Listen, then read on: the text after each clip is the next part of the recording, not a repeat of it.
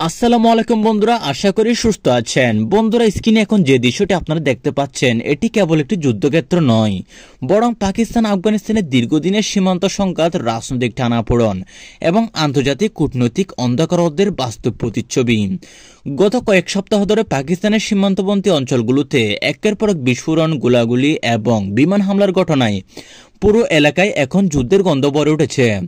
বিভিন্ন নির্ভরযোগ্য সূত্রের তথ্য অনুযায়ী পাকিস্তান সেনাবাহিনী অন্তত ৬০ জন সদস্য প্রাণ হারিয়েছেন। অন্যদিকে আফগানিস্তানের তালেবান বাহিনীর নিহত সংখ্যা ১০০-এর বেশি বলে জানা গিয়েছে। তবে বাস্তব সংখ্যা হয়তো আরও অনেক বেশি হতে পারে, কারণ উভয় পক্ষই নিজেদের ক্ষয়ক্ষতির প্রকৃতির চিত্র গোপন রাখছে। এখন প্রশ্ন হচ্ছে, এই যুদ্ধের পেছনে মূল কারণ কি, আসলে কেন? বন্ধুরা, বিশেষজ্ঞরা বলছেন এই সংঘাতের সূত্রপাত শুধু সীমান্তে কয়েকটি গোলাগুলিদের মধ্যে সীমাবদ্ধ নয়। এর পেছনে রয়েছে গভীর রাজনৈতিক অসন্তোষ, অর্থনৈতিক টানাপোড়েন এবং সবচেয়ে বড় কথা, অবিশ্বাস। আফগানিস্তান মনে করে পাকিস্তান তাদের অভ্যন্তরীণ ব্যাপারে অতিরিক্ত হস্তক্ষেপ করেছে, বিশেষ করে তালেবান সরকার প্রতিষ্ঠার পর থেকে। ইসলামাবাদ চাচ্ছে কাবুলকে নিজেদের নিয়ন্ত্রণ রাখতে, কিন্তু তালেবান এখন আগের মতো পাকিস্তানের প্রভাবে নেই। তারা চায় নিজেদের স্বাধীন ভূ রাজনৈতিক অবস্থান গড়ে তুলতে, এবং সেটি পাকিস্তানের জন্য এক প্রকার মাথা ব্যথার কারণ হয়ে দাঁড়িয়েছে। বন্ধুরা, অন্যদিকে পাকিস্তান কম বিপদে নেই। দেশটির অভ্যন্তরীণ অবস্থান এখনো চরম অস্থির। অর্থনৈতিক সংকট, রাজনৈতিক বিভাজন এবং সেনা ও বেসামরিক সরকারের ক্ষমতাদ্বন্দ্ব দেশটিকে দুর্বল করে ফেলেছে। এমন পরিস্থিতিতে আফগান সীমান্তে সংঘর্ষে এই আগুন পাকিস্তানের জন্য আরও এক নতুন দুঃস্বপ্নের মতো। অনেক বিশেষজ্ঞ মতে এই যুদ্ধকে ব্যবহার করা হচ্ছে অভ্যন্তরীণ রাজনৈতিক মনোযোগ সরিয়ে নিতে, যাতে জনগণের দৃষ্টি দেশের বাস্তব সংকট থেকে সরে যায়। অর্থাৎ পাকিস্তানের প্রধানমন্ত্রী নওয়াজ শরীফ বিভিন্ন যুদ্ধে জড়িয়ে তার নিজের সরকারের সেফটি ফিল করাতে এই যুদ্ধ পরিচালনা করছে।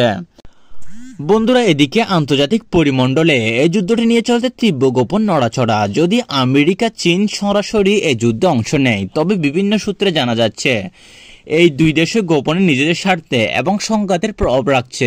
আমেরিকা তালেবান সরকারের উপর চাপ তৈরি করতে চাইছে, যাতে তারা রাশিয়া, চীনের ঘনিষ্ঠ না হয় এবং তাদের একটি বিমান ঘাঁটি দিয়ে দেয়। আর চীন পাকিস্তানকে ব্যবহার করছে দক্ষিণ এশিয়ার নিজেদের অর্থনৈতিক সামরিক প্রভাব বাড়ানোর জন্য।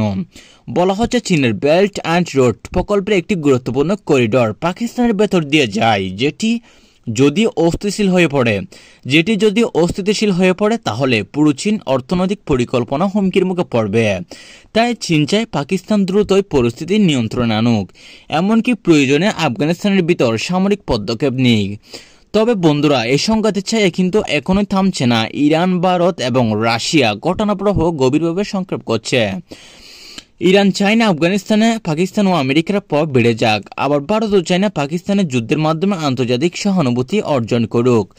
রাশিয়ারও আগ্রহ রয়েছে পাকিস্তানের অভ্যন্তরে নিজেদের প্রভাব বজায় রাখার। ফলে দেখা যাচ্ছে পাকিস্তান আফগানিস্তান যুদ্ধ আসলে এক ধরনের প্রক্সি ওয়ার, যেখানে বড় ধরনের শক্তিগুলো নিজেদের প্রভাব বিস্তারের জন্য একটি দুর্বল রাষ্ট্রকে ব্যবহার করছে। এখন প্রশ্ন হচ্ছে, ভবিষ্যতে এই পরিস্থিতি কোন দিক দিয়ে যাবে? বন্ধুরা, অনেকে মনে করছেন যদি কূটনৈতিক পদক্ষেপ না নেওয়া হয় তাহলে এই সংঘাত এক প্রকার আঞ্চলিক যুদ্ধের রূপ নিতে পারে।